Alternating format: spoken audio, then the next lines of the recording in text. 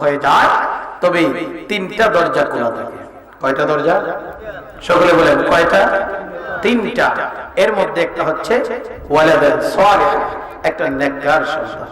একটা কথা বলেন, একটা নেককার সন্তান। এই সন্তান কেন আপনার দরকার? আজকের এই আলোচনা থেকে, আজকের এই মাহফিল থেকে একটু উপলব্ধি করুন। বলেন তো, এই যে সামিয়ানা যতটুকু পর্যন্ত, প্যান্ডেলগুলি যতক্ষণ পর্যন্ত যতটুকু এরিয়া নিয়ে বেঁধেছে, ওই জায়গাটা রাসূল বলেছেন যেই জায়গায় কোরআন এবং হাদিসের আলোচনা করা হয়, ওই জায়গাটা জান্নাতের বাগান। জুড়ে বলি সুবহানাল্লাহ। তো এই জান্নাতের বাগান কখনো আপনার একটা খারাপ অসৎ ব্যক্তির দ্বারা প্রতিষ্ঠিত হয় না। কথা বলেন ঠিক কিনা? আল্লাহ পাক ওনার অন্তরে দয়া করেছে যে আমার মা বাবা বহুকাল ইন্তেকাল করেছে, কিন্তু আমি ছেলে হিসেবে কি করলাম, হঠাৎ করে মনের অজান্তে তার সন্তানের অন্তরে জায়গা দিয়েছে যে আমি যাই কিছু করতেছি, আমার বাবা মা আমাকে বড় করেছে, আমি যেই পথে চলতেছি হয়তো সেই পথটা আসলে সঠিক নয়। আমি আমার বাবা মায়ের জন্য আমি আজকের এই মাহফিল করিয়ে আলেম ওলামাদেরকে দাওয়াতের মাধ্যমে এবং এলাকার মুরব্বিদেরকে দাওয়াতের মাধ্যমে কোরআন এবং হাদিসের আলোচনার মাধ্যমে যখন আমার বাবার জন্য ওনারা দোয়া করেন, হয়তো আল্লাহ এই পবিত্র আমলের কারণে আমার মা বাবার গুনাহ মাফ করে দিতে পারে। এই চিন্তা এবং চেতনা নিয়ে আজকের এই সুন্দর মাহফিল করেছেন। কথা বলেন ঠিক না? এই জন্য আমাদের দায়িত্ব হচ্ছে একটা নেককার সন্তান জরুরি। একটা নেককার সন্তান একটা সমাজ প্রতিষ্ঠা করতে পারে। একটা নেককার সন্তান একটা পরিবারের সৌন্দর্য ফুটিয়ে তুলতে পারে। একটা নেককার সন্তান আপনার একটা এলাকাকে সুন্দর করতে পারে। একটা এলাকা থেকে সমস্ত প্রকার পাপাচার, আপনার অপসংস্কৃতি, এই ধরনের সমস্ত আজেবাজে কুকুর মধ্যে সেভ করতে পারে। একজন নেককার সন্তানের কোনো বিকল্প নাই। কথা বলেন ঠিক কিনা? এই জন্য বাবারা আমার, বন্ধুরা আমার, আল্লাহর হাবিব সাল্লাল্লাহু আলাইহি সাল্লাম বলেন, মানুষ যখন মারা যায় তখন তার তিনটা আমল কিন্তু কবরে যায়, আর সেই তিনটা আমলের মধ্যে একটা হচ্ছে নেককার সন্তান। আপনি মারা গেছেন, আপনার সন্তান আপনার মহব্বতে মিলাদের আয়োজন করেছে, কোরআন খতমের আয়োজন করেছে, তাসবিহ খতমের আয়োজন করেছে। এই পড়াশোনাগুলি করে আপনার এই কবরের মধ্যে সওয়াব পেশানি পাঠিয়েছেন। বলেন তো, কোরআন খতমের বিনিময়ে আল্লাহ তার বাবা মার কবরে শাস্তি নাকি শান্তি দিবে? জোরে বলেন, শাস্তি না শান্তি? শান্তি দিবেন। তাহলে একটা নেককার সন্তানের কারণে যদি মা বাবার কবরে শান্তি পায়, তাহলে এমন একটা সন্তান আমাদের সকলের দরকার আছে না নাই?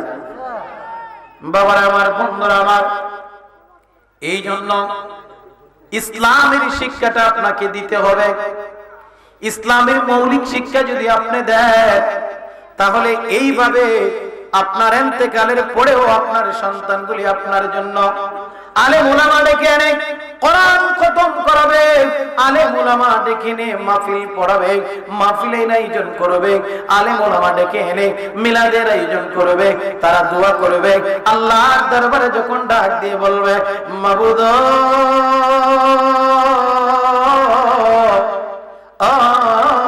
রব্বুল আলামিন, আল্লাহ আজকের এই রমুজ মিয়া তার বাবার জন্য যে সুন্দর একটা মাহফিলের আয়োজন করেছে, কোরআনের আলোচনার একটা আয়োজন করেছে, এখানে অনেক মুসল্লি নিয়ে অনেক আপনার বান্দাদেরকে নিয়ে মিলাদের আয়োজন করেছে। আজকের এই মিলাদকে আপনি কবুল করুন। এই মিলাদের বিনিময়ে এই রমুজ মিয়ার মা বাবার জীবনের গুনাহ মাফ করে দেন। আপনারা উচ্চ আওয়াজে বলুন, আল্লাহ ওনার বাবা মার গুনাহ মাফ করতে পারে কি পারে না? এই জন্য একজন নেককার সন্তানের প্রয়োজন। এখন আপনাদের সন্তানগুলা কি মাদ্রাসাতে, বিভিন্ন ইসলামী শিক্ষা প্রতিষ্ঠানে আপনারা ভর্তি করবেন। ভর্তি করে একটা নেককার সন্তান আপনি বানিয়ে যাবেন। কথা বলেন ঠিক না? আর আওয়াজ করবার দরকার আছে না নাই? আমরা যখন মাদ্রাসায় পড়েছি, খুব খেয়াল করুন, কথা বলবেন না। আমরা যখন মাদ্রাসায় পড়েছি তখন কয়টা মাদ্রাসা ছিল আর কয়টা মাদ্রাসার ছাত্রই বা ছিল? কথা বলেন ঠিক না? তখন গোটা মুসলিম কয়েকটা লোক আমরা ওই বাদিগরা গ্রামে গিয়ে মাদ্রাসায় আমরা পড়তাম। কিন্তু আজকে চোখ যেদিকে তাকায়, ডান দিকে তাকান, বাম দিকে তাকান, সামনে তাকান, পিছনে তাকান, অনেক প্রতিষ্ঠান হয়ে যাচ্ছে। আলহামদুলিল্লাহ, অনেক শিক্ষা প্রতিষ্ঠান। তবে মনে রাখবেন, শিক্ষা প্রতিষ্ঠানের মধ্যে আরো একটি শিক্ষা প্রতিষ্ঠান আপনারা অ্যাড করবেন। প্রতিষ্ঠান যখন আপনার সন্তান যখন দিবে, তখন এমন একটা আদব কায়দা সহকারে যেন আপনার ছেলেটা মানুষের মতো মানুষ হয়, এমন একটা মাদ্রাসায় আপনাকে দিতে হবে, যেখানে কোরআন এবং হাদিসের পাশাপাশি আল্লাহ এবং তার রাসূলের ভালোবাসা, আউলিয়া কেরামের মহব্বত জানে যেই জায়গায় শিক্ষা দেওয়া হয়, সেই আমলকে বাস্তবে পরিণত করে এমন প্রতিষ্ঠানে আপনার সন্তানকে আপনার দিতে হবে। কথা বলে ঠিক কিনা? কারণ একটা প্রতিষ্ঠান, গাড়ি যদি আপনার ভালো না হয়, শেষ গন্তব্যস্থান পর্যন্ত আপনাকে নিতে পারবে না। কথা বলেন ঠিক কিনা? একটা গেট কিনতে গাড়ি উঠলেন, আপনি এখান থেকে যাবেন বৈরব, সরাইল, সে হাওরে গিয়ে আপনার ইঞ্জিন নষ্ট হয়ে গেল, তাহলে আপনার সময়ও অপচয় হইল, আপনার যে উদ্দেশ্যে গেলে উদ্দেশ্যও বিনষ্ট হয়ে গেল। কথা বলেন ঠিক কিনা? এই জন্য একটা ভালো মিশিং এর যদি গাড়ি হয়, তাহলে আপনার কোনো চিন্তা নাই, পেরেশানি নাই, টেনশন নাই, আপনি সুন্দর একটি গন্তব্যস্থানে পৌঁছাতে আপনার আর কোনো বাধা বিঘ্নতা থাকবে না। কথা বলেন ঠিক কিনা? এই জন্য মাদ্রাসায় দিবেন, ছাত্রদেরকে মাদ্রাসায় পড়াবেন, একটা হক্কানি রব্বানি আপনার, যেখানে আল্লাহ এবং তার রাসূলের আদর্শ শিক্ষা দেওয়া হয়, যেখানে বাস্তবিক প্র্যাকটিক্যালি সুন্নতের নিয়মতান্ত্রিক ভাবে একটা ছেলেকে আপনার ছোট থেকে একেবারে তার পড়াশোনা পর্যন্ত একটা আমলে পরিণত করে এমন একটা ভালো প্রতিষ্ঠান দেখে আমাদের সন্তানদেরকে যদি দেওয়া হয়, তাহলে ভালো মিশিং যেমনি ভাবে আপনার গন্তব্য ঠেকাতে পারবে না, একটা ভালো মাদ্রাসা, একটা আল্লাহ ওয়ালা দরবারের একটা মাদ্রাসা, এই মাদ্রাসাও আপনার সন্তানকে বহু দূরে এগিয়ে নিয়ে যাবে। এই জন্য আপনার সন্তানদেরকে মাদ্রাসায় দিবেন। কথা বলে ঠিক কিনা? এখন মাদ্রাসায় ছাত্র দিলেই হবে না, মাদ্রাসার ছাত্র দিলেই হবে না। আমাদের সাথে বহু ছাত্র হয়েছিল, বহু ছাত্র পড়াশোনা করেছে, আমরা দেখেছি অনেক ছাত্র। আমার এক উস্তাদ বলতো যে এইভাবে যখন হাত দিয়ে কোনো কিছু লও, তখন হাতের ফাঁকে দিয়ে অনেক কিছুই জ্বলে যায়। কথা বলে ঠিক কিনা? তো মাদ্রাসায় অনেক ছাত্র পড়বে, কিন্তু আলেম হওয়াটা সবার ভাগ্যে জুটবে না। কারণ এলেম একটা পবিত্র জিনিস, আর পবিত্র একটা জিনিস পবিত্র একটা জায়গায় আল্লাহ পাক আমানত রাখেন। আর এই জন্যই একটা সত্যিকারের আলেম হতে গেলে একমাত্র আল্লাহর হেদায়েত এবং আল্লাহর রহমত ছাড়া কোনো উপায় নাই। কথা বলেন ঠিক কিনা? বাবার 100টা সন্তান হতে পারে, বাবার কোটি কোটি টাকা থাকতে পারে, একটা সন্তান কি মাদ্রাসা পড়ানোর মতো শক্তি, আলেম বানানোর শক্তি কোনো মানুষের নাই। আকিকুল ইসলাম বেলালি মাদ্রাসায় পড়েছে, ওনার দেখা দেখি আপনিও মাদ্রাসায় দিবেন, সেই নিয়ত করবেন না। আপনি দিবেন আমার মারা যাওয়ার পরে আমার সন্তান আমার কবরে গিয়ে রব্বিরা হামহুমা কামা রব্বায়ানি সগীরা বলে আল্লাহর কাছে দোয়া করবে, আর আমার গুনার জন্য দোয়া করবে, আল্লাহ যেন কবুল করে আমার সন্তানকে যেন নেককার সন্তান বানায়। এই জন্য সন্তানকে মানুষ বানাইবার আগে মা এবং বাবার আমলকে সঠিক জায়গায় রাখতে হবে। কথা বলেন ঠিক কিনা?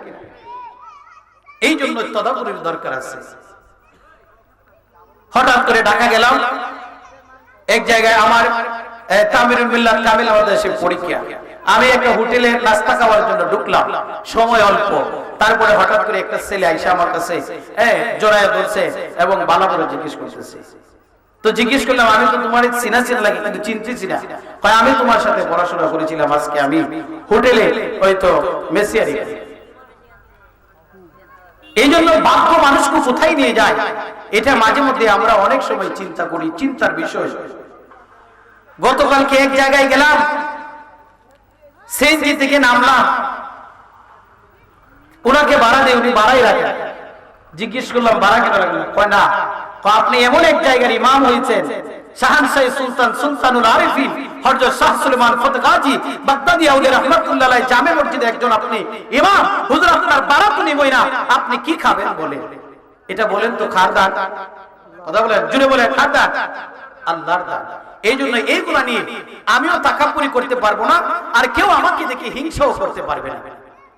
মা বাবা যখন পড়াশোনা করে একটা ছেলেকে ডাক্তার বানায়, তখন আমার মতো লোকে তাকে ডাক্তারই বলতে হবে। সে যদি একটা রিস্কাওয়ালার ছেলেও হয়, সে যদি একটা দিন মজুরের ছেলেও হয়, তারপরে তার মা বাবার অক্লান্ত পরিশ্রমের কারণে সে ডাক্তার হয়েছে, আমি তাকে ডাক্তারই বলতে হবে, তাকে আমি অন্য কিছু বলা যাবে না। কথা বলেন ঠিক কিনা? এই জন্য সন্তানকে মানুষ করা দরকার আছে, নেককার সন্তানের দরকার আছে। আরেকটা হচ্ছে উপকারী ইলম, যে ইলমের দ্বারা আপনার আমল আপনি ইন্তেকালের পরেও আপনার কবরে যাবে। এটা কখন শিখলাম?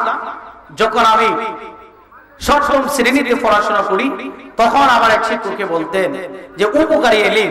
তো উপকারী ইলমটা কি আমি যখন প্রশ্ন করলাম, বললেন যে তুমি এক জায়গায় গেছো, একটা কোরআনের আয়াত শিক্ষা দিছো, একটা হাদিসের কথা একজনকে শুনাইছো, এক জায়গায় আলোচনা করেছো, 50 জন লোক ছিল, এই 50 জনের মধ্যে 50 জন আমল করে নাই, এই 50 জন তোমার কথা শুনে নাই, এই 50 জনের মধ্যে একজন রাতের বেলায় গভীরে গিয়ে যখন ঘুমাইতে গেল, তখন মনে করলো মাওলানা আতিকুল ইসলাম বেলালী এমন একটা কথা বলেছে, এই কথাটা আমার জীবনকে পরিবর্তন এনে দিয়েছে, আমি আজকে থেকে এই কথাটাকে পালন করলাম। আপনার 49 জন মানে নাই, একজন মেনেছে, সে মেনে যখন আমল করেছে, এই আমল সে যতদিন পর্যন্ত দুনিয়ায় বেঁচে থাকবে, যতদিন পর্যন্ত সে এই আমল করবে, আমি আতিকুল ইসলাম বেলালী মারা যাওয়ার পরেও আল্লাহর পক্ষ থেকে আমার কবরের মধ্যে আল্লাহ পাক রহমত দিবে। জুড়ে বলি সুবহানাল্লাহ।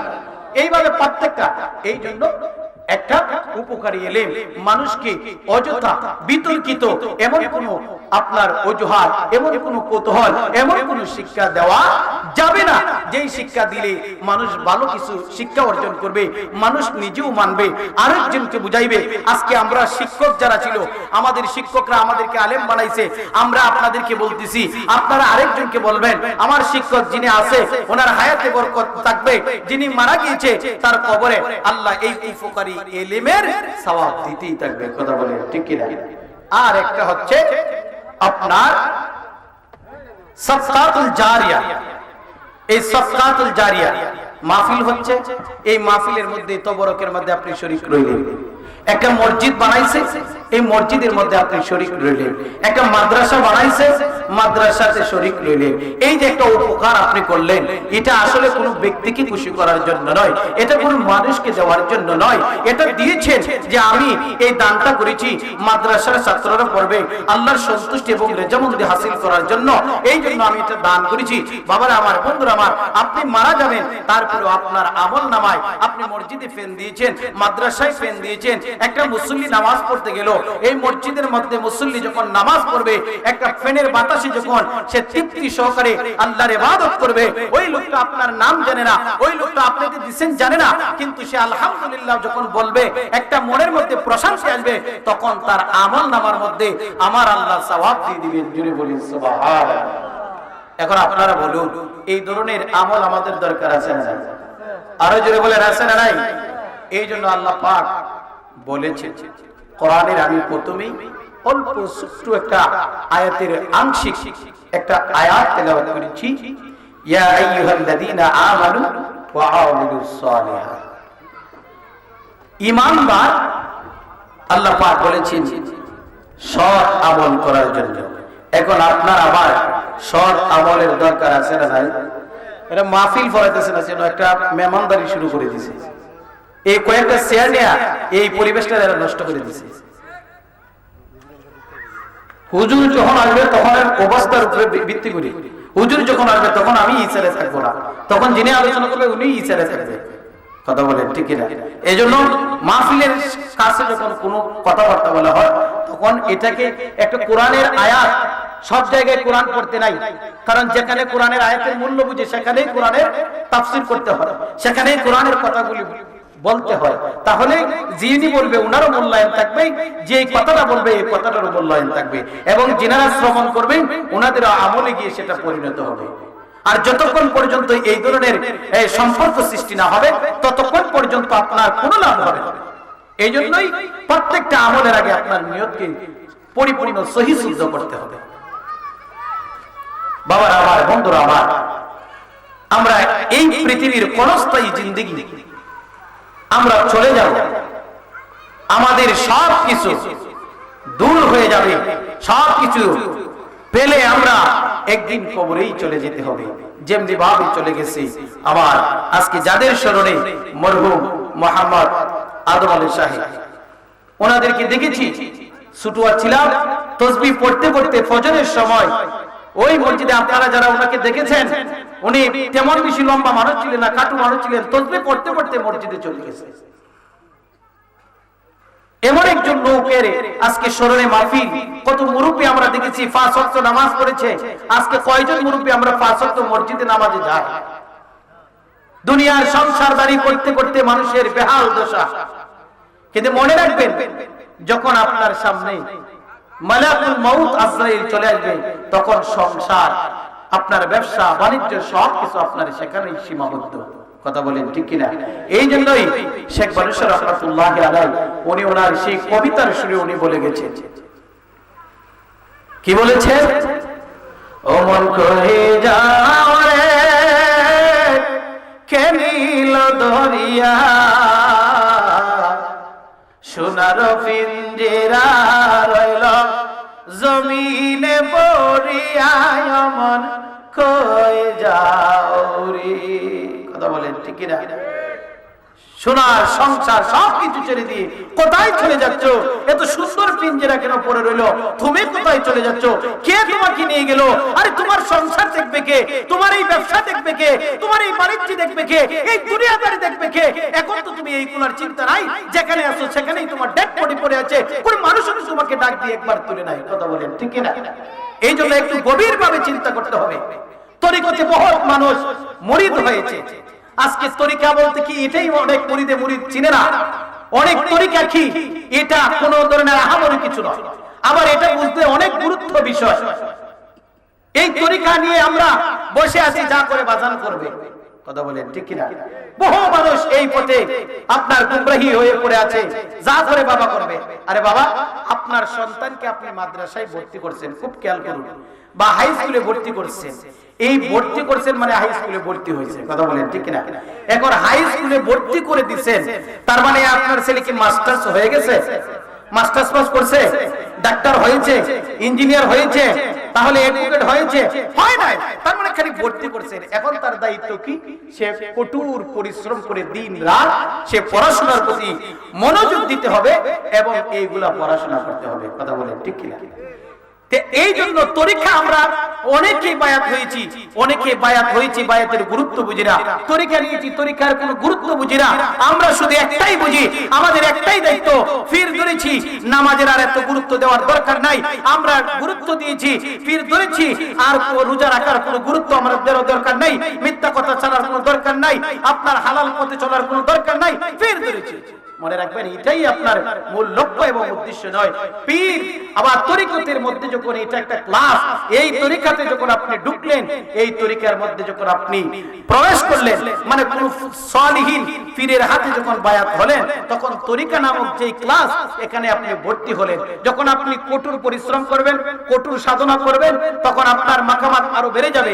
আপনি যখন লতিফাগুলি যখন আস্তে আস্তে চিনবেন, আপনি যখন প্রত্যেকটা কালবের প্রতি যখন আপনি মুতাওয়াজ্জি হয়ে আপনি আপনার তরিকার প্রতি গুরুত্ব দিবেন, কঠোর পরিশ্রম করবেন, তখন দেখবেন আপনি আর মানুষটা আপনার ওই দুনিয়াদারি আপনাকে গ্রাস করতে পারবে না। তখন আপনি ওই তরিকতের এমন একটা জায়গায় গিয়ে বলবেন, ফানাবিল্লাহ বাকাবিল্লাহ, ওইগুলা যারা করেছে তারাই হয়েছে, তারাই শ্রেষ্ঠত্ব হয়েছে, তারাই তরিকতের মূল হাকিকত বুঝেছে। কথা বলে ঠিক কিনা?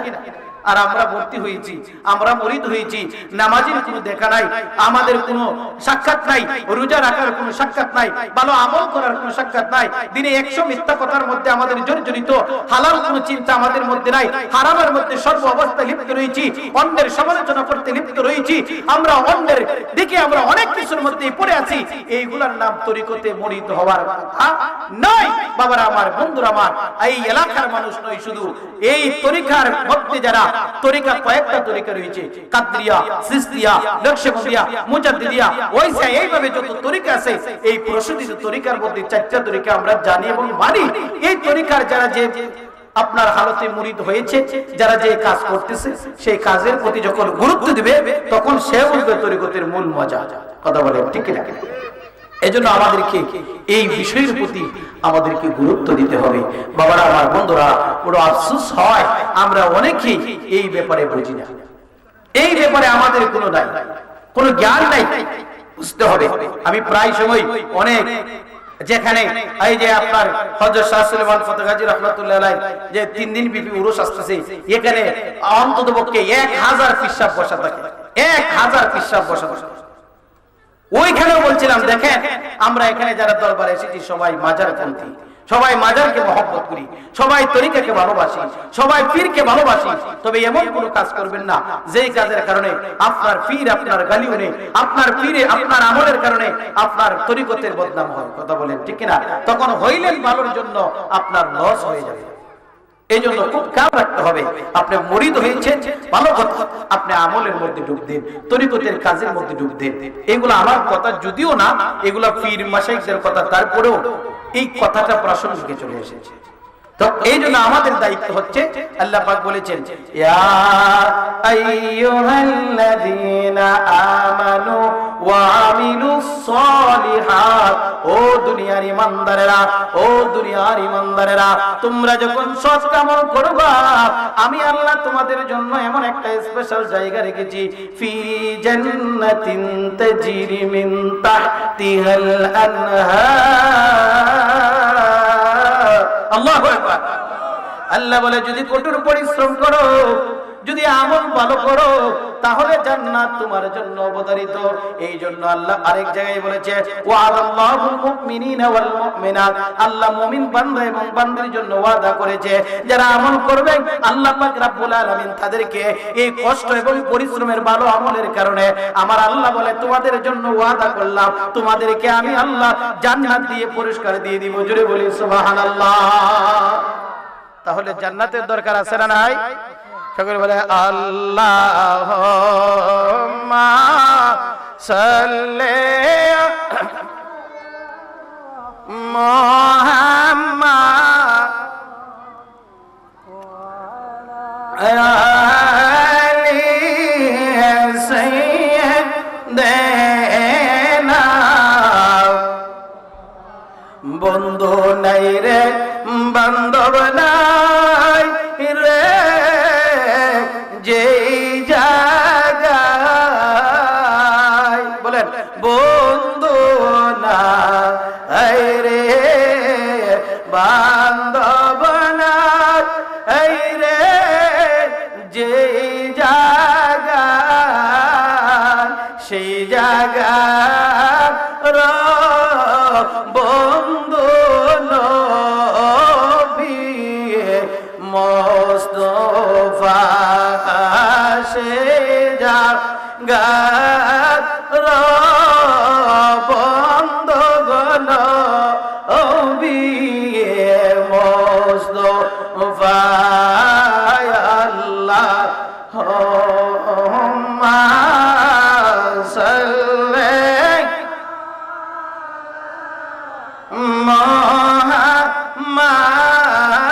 মুহাম্মাদ ওয়া আলা আলি সাইয়্যিদিনা। এই দুনিয়া মুসাফির খানা তোমরা জানো না। কথা বলেন ঠিক না? বলেন এই দুনিয়া মুসাফির খানা তোমরা জানো না। কত মানুষ আইলো গেলো ভবে রইল না।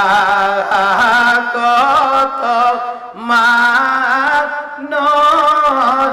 আইলো গেলো ভবে রইল না। আল্লাহুম্মা সাল্লি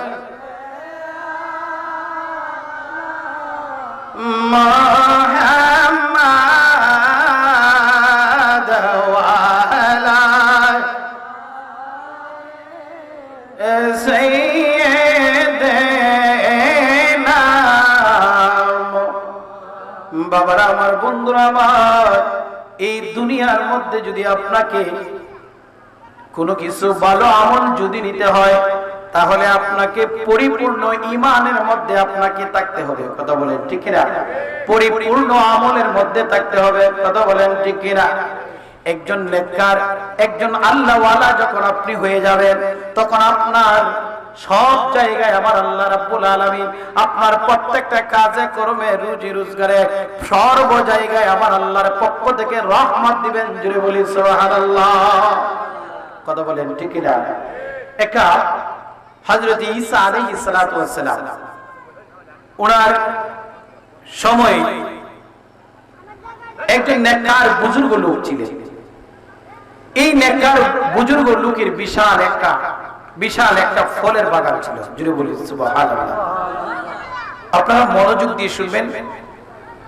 এই ফলের বাগান অনেক সবসময় যখন গাছ থেকে যখন ফল পাড়তেন ওনার একটা অভ্যাস ছিল। কি অভ্যাস? গ্রামের ওনার পাড়ার যতগুলি ইতিম সন্তান আছে সবগুলাকে উনি ঢাইকা নিতেন। জুড়ে বলি আল্লাহু আকবার। আমল এমন এক জিনিস, এটা মানা বড় কঠিন, যদিও সহজ, কারণ ইসলামটাই তো সহজ। আল্লাহ পাক বলেছেন ইন্না দীনা ইনদাল্লাহিল ইসলাম, শ্রেষ্ঠ ধর্ম হচ্ছে ইসলাম। আর ইসলামের যতগুলি কার্যকলাপ আছে সব সহজ, কিন্তু আমরা মানতে পারি না, এই বিধায় আমাদের জন্য এইগুলো কঠিন। কথা বলেন ঠিক কিনা? বাবারা আবার বন্ধুরা আবার এই বুজুর্গনে দিন উনি যখন ওনার ফল বাগান থেকে ফল পাড়তেন, গাছের ফল, গ্রামের যতগুলি ইতিম ছিল ইতিম সন্তানগুলাকে উনি বলতেন সকলেই তোমরা চলে যাইবা, সূর্য ওঠার আগে আগে আমি আমার বাগান থেকে ফল পাড়বো, কিন্তু তোমাদেরকে একটা শর্ত দেই, গ্রামের সকল ইতিম বাচ্চা যারা ছিল সকলেই ওনার ডাকে চলে আসলেন, ওনার বাগান থেকে ফলগুলি নিয়ে আসবেন। বাবারা আমার বন্ধুরা আমার খুব খেয়াল করুন, উনি বললেন বাবারা রে তোমরা আমার বাগানে যাইবা, আমার বাগানের যখন ফল পারবো আমার কুড়ির মধ্যে যা কিছু পড়বে এইগুলো আমার, আর জমিনে যা পড়বে অর্থাৎ গাছের নিচে যা পড়বে এইগুলো আমি তোমাদের জন্য দিয়ে দিলাম, এইগুলার মধ্যে আমার কোনো দাবি থাকবে না, তোমরা এইগুলা কুড়ে কুড়ে নিয়ে যাইবা। জুড়ে বলি আল্লাহু আকবার। এটা ভালো না খারাপ? কাজটা ভালো না খারাপ? একজন ইমানদার নেককার আল্লাহওয়ালা লোক উনি ইতিমদেরকে এইভাবে মহব্বত করতেন। হঠাৎ করে উনি এইভাবে সব সময় ওনার গাছ বাগান থেকে যখন ফল পাড়তেন ডেকে ডেকে নিয়ে যেতেন। হঠাৎ একদিন ওই আল্লাহওয়ালা নেককার সালিহিন বান্দাটা দুনিয়া থেকে বিদায় হয়ে গেল। তার 3টা সন্তান ছিল। কয়টা? 3টা সন্তান ছিল। এই সন্তানগুলি যখন বাবার ইন্তেকালের পরে তাদের অন্তরের মধ্যে একটা কুপ্রথা সৃষ্টি হলো।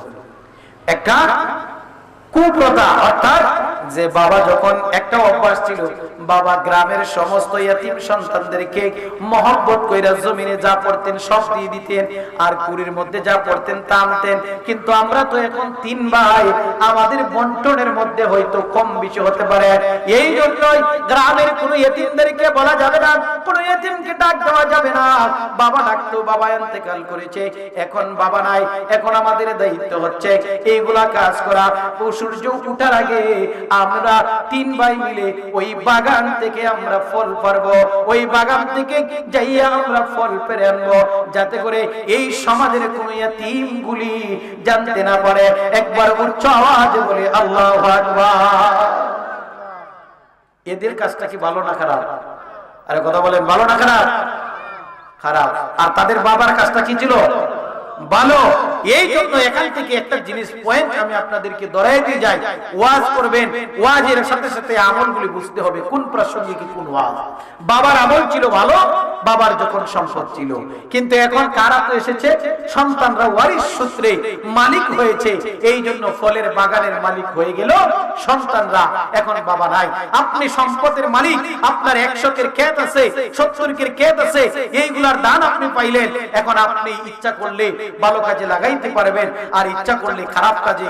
মনে রাখবেন আপনার ইন্তেকালের পরে আপনি যে ভালো কাজে দিচ্ছেন, আপনার সন্তান যদি 4টা 5টা থাকে, তারা ওই লোকের মতো সন্তানের মতো তারাও হয়তো ভালো কাজের প্রতি আকৃষ্ট নাও হতে পারে। কথা বলেন ঠিক কিনা? এই জন্য আমাদের প্রথম কাজ হচ্ছে নিজ হস্তে আপনাকে আল্লাহ পাক যা দিয়েছেন তা থেকে আল্লাহর রাস্তায় দান করা। কথা বলেন ঠিক কিনা? এরপরে ওই সন্তানগুলি যখন এই কথা যখন তাদের মনে নিলেন, বলেন তো তাদের এই অন্তরের কথা আমার আল্লাহ জানে কি জানে না? আর আওয়াজ করে বলেন, জানে কি জানে না? খুব জ্ঞান করেন। এই তিন সন্তান ওনারা চিন্তা করলেন আমাদের বাটের মধ্যে কম পড়বে, এবার গ্রামের কোন এতিম সন্তানদেরকে জানানো যাবে না, তাদেরকে বলা যাবে না সূর্য ওঠার আগে আগে আমরা বাগানের ফলগুলি পেরে নিয়ে আসবো। বাবারা আমার, বন্ধুরা আমার, অন্তরের খবর আমার আল্লাহ জানেন। আপনি বাহিরের বাড়ি থেকে এই মাহফিলের মধ্যে কেন এসেছেন এটা আমার আল্লাহ জানে, কে আসতেছে না এটাও আমার আল্লাহ জানে, কার ভিতরে কি আছে এটাও আমার আল্লাহ জানে। কথা বলেন, জানে কি জানে না? মনে রাখবেন, কোরআনের কথাগুলি খুব মনোযোগ করে শুনতে হবে, তা অনুযায়ী আমল করতে হবে। তিন ভাই যখন অসৎ উদ্দেশ্য করলো ইয়েতিমদের হক মারবে, কথা বলেন ঠিক না? ইয়েতিমরা পাইতো, বাবা থাকতে পাইতো, এখন ভাইরা পারবে, ইয়েতিমরা পাইবে না। তারা তিন ভাই যখন সূর্য ওঠার আগে গভীর রজনীতে তারা বাগানের মধ্যে চলে গেল, বাগানের মধ্যে চলে গেল। যাইতে যাইতে তারা বাগানে পৌঁছার আগে আমার আল্লাহ কয়ে, তোরা যে বাগানের মালিক হয়ে গেলে, তোরা যে অসৎ উদ্দেশ্য করলে, এই বাগানের ফল দেওয়ার মালিক কে? আরো জোরে বলেন, কে?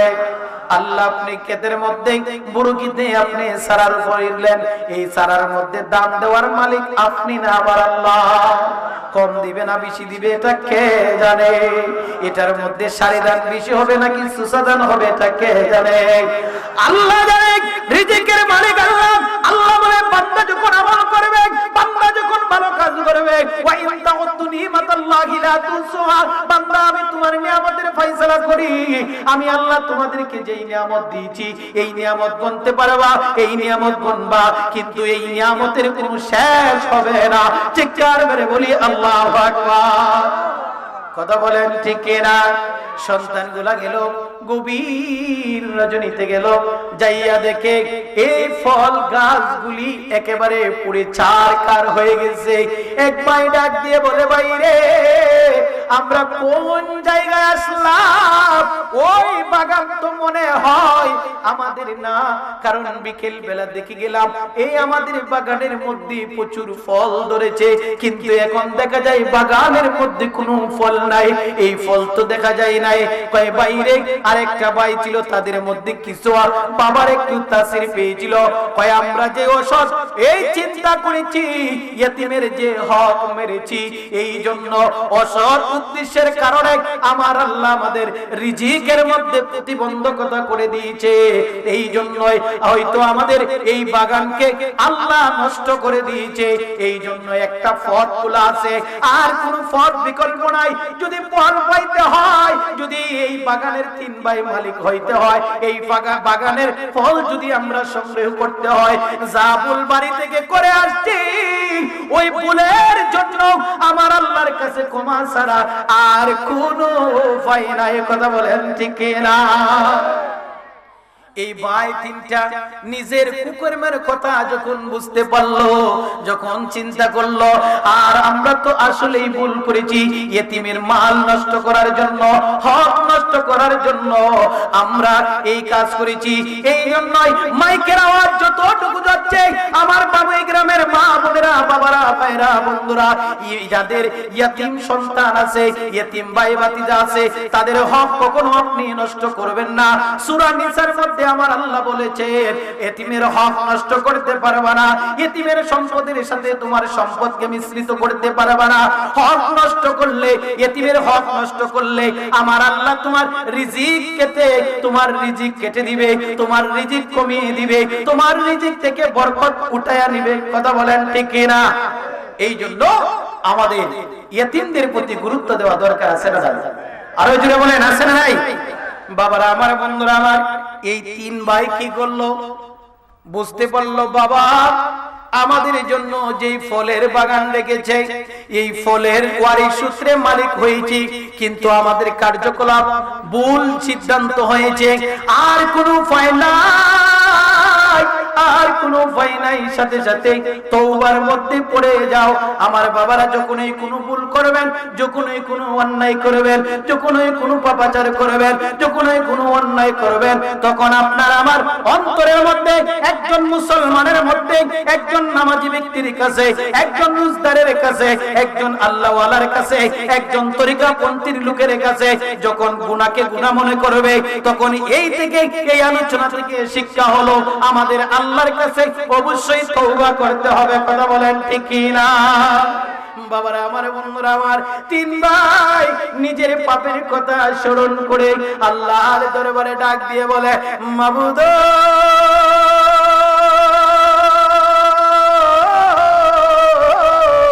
আমার বাবা আমাদের জন্য যেই নিয়ামত রেখেছে, এই নিয়ামতের আমরা অবস্থাও বুঝতে পারি নাই। এই জন্য আজকে আপনি মনিবের দরবারে আমরা ক্ষমা চাই। আমরা যে অন্তরে অসৎ উদ্দেশ্য ছিল, এর জন্য আমরা আপনার কুদরতি কদমে সেজদা দিয়ে মাফ চাই। ও রব্বুল আলামিন, দুনিয়ার কোনো এই অপরাধের কারণে দুনিয়ার কোনো মানুষ আমাদেরকে ক্ষমা করবে না, কোনো মানুষ আমাদেরকে ক্ষমা করতেও পারবে না। আপনি তো হচ্ছেন গফুরুর রহিম, আপনি তো হচ্ছেন রহমানুর রহিম, আপনি হচ্ছেন দয়ালু, আপনি হচ্ছেন মেহেরবান। আল্লাহ, আপনি তো দোয়া শিখিয়ে দিয়েছেন, তুবু ইলাল্লাহি তাওবাতান নাসুহা। আল্লাহ, তওবা করলে আপনি তওবা কবুল করবেন। আল্লাহ, আমরা খালেস নিয়তে তওবা করলাম। আমরা যেই নিয়ত করেছি, আর যতদিন বেঁচে থাকবো আমরা আর কোনোদিন আর কোনো অন্যায় করব না, কোনো অসৎ উদ্দেশ্য নিব না। আল্লাহ, আমাদের আজকের এই খালেস তওবাকে আপনি কবুল করে নাও। জুড়ে বলি আল্লাহু আকবার। তিন ভাই যখন কানলেন, কানতে কানতে চোখের পানি দিয়া যখন বুক বাসাইলেন, কি করলেন? বুক বাসাইলেন। এই জন্যই বাবারা আমার, বন্ধুরা আমার, বান্দার কান্না আমার আল্লাহর দরবারে সব চাইতে বেশি প্রিয়। কথা বলেন ঠিক না? এই জন্যই যখনই থাকবেন, যেখানেই থাকবেন, যেই অবস্থায় থাকবেন, তওবা করবেন, কান্নাকাটি করবেন, ইস্তেগফার করবেন। যখন এইগুলা করবেন, অন্তর থেকে গুনাহর উদ্দেশ্য এটাও দূর হয়ে যাবে। গুনাহ আপনাকে আচ্ছন্ন করতে পারবে না, সৎ উদ্দেশ্য আপনার সামনে অগ্রসর হবে। এই তিন ভাই যখন অগোচরে যখন আল্লাহর দরবারে এইভাবে কুদরতি কদমে সেজদা দিয়া যখন তিন ভাই কাঁদতে কাঁদতে কাঁদতে কাঁদতে যখন চৌকের পানি দিয়া বহু ভাষায় দেয়, আমার আল্লাহ ডাক দিয়ে বলে, এ আমার বান্দারা, তোমরা তোমাদের অসৎ উদ্দেশ্য যখন বুঝতে পেরেছো, আমি আল্লাহর কাছে যখন ক্ষমা চেয়েছো, আমি আল্লাহ তো তোমাদেরকে ওয়াদা দিয়েছি, আমার যে বান্দা যখন কোনো অপরাধ করার পরে আমি আল্লাহর দরবারে দুইটা চৌকের পানি ফালাইয়া বুক বাসায়া দিবে, আমি আল্লাহর কাছে ক্ষমা চাইবে, আমি আল্লাহ আমার ওই বান্দার পানি জমিনে পড়ার আগে আমি আমার ওই বান্দার জীবনের গুনাহ মাফ করে দেই, তাদের ভুলগুলি ক্ষমা করে দেই। জোরে বলি আল্লাহু আকবার। কথা বলেন ঠিক কি না? এই ভাইরা যখন ক্ষমা চাইল, পরের দিন সকাল বেলায় তার চাইতে আরো একটা বাগান আমার আল্লাহ তাদেরকে দিয়েছে। জোরে বলি আল্লাহু আকবার। এই তওবা করার কারণে ফল ফিরে পেয়েছে। কথা বলেন ঠিক কি না?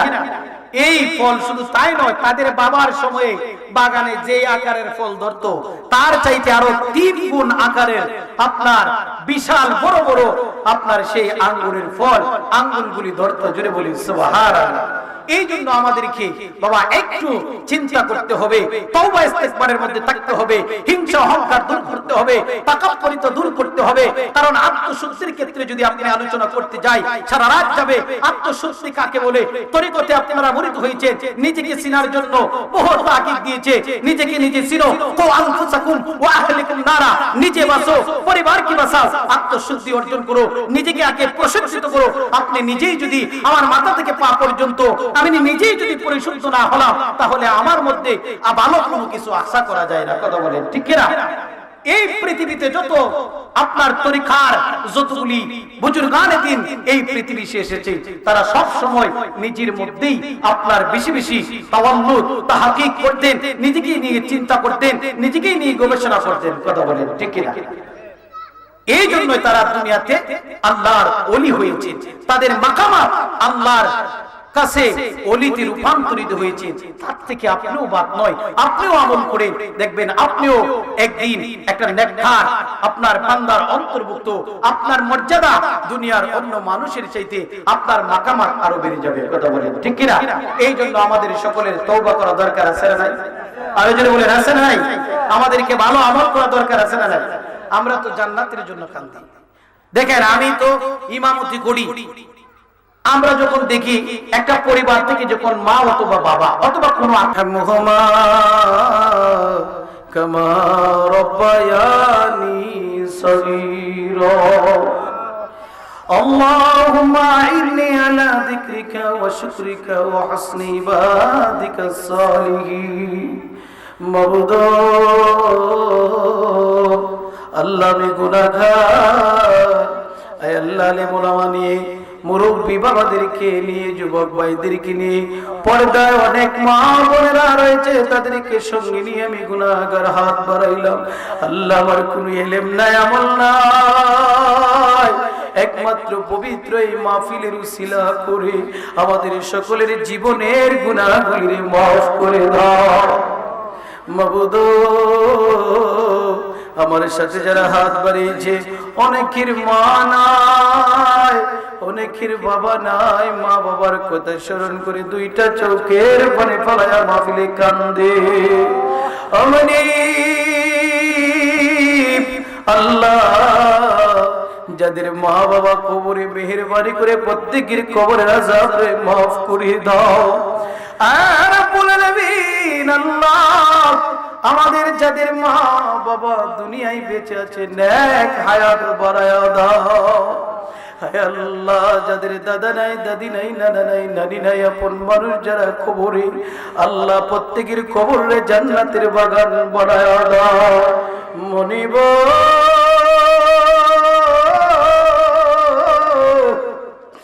আল্লাহ যাদের স্মরণে আজকের এই মাহফিলের আয়োজন করেছে, আমার মামা মুহাম্মদ রমজানুদ্দিন রব্বুল আলামিন ইতালি থেকে, আয় আল্লাহ বারংবার ফোন দিয়ে দোয়া চাওয়ার চেয়েছে, বাগনা আমার আম্মা আব্বার জন্য খাস করে দোয়া করবা।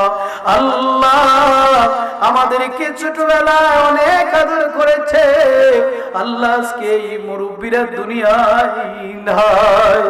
আল্লাহ আপনার দরবারে ফরিয়াদ, আয় আল্লাহ ওনাদের জীবনের তামাম গুনাহগুলিরে মাফ করে দাও। আয় আল্লাহ তাদের কবরগুলোরে জান্নাতের বাগান বানায়া দাও।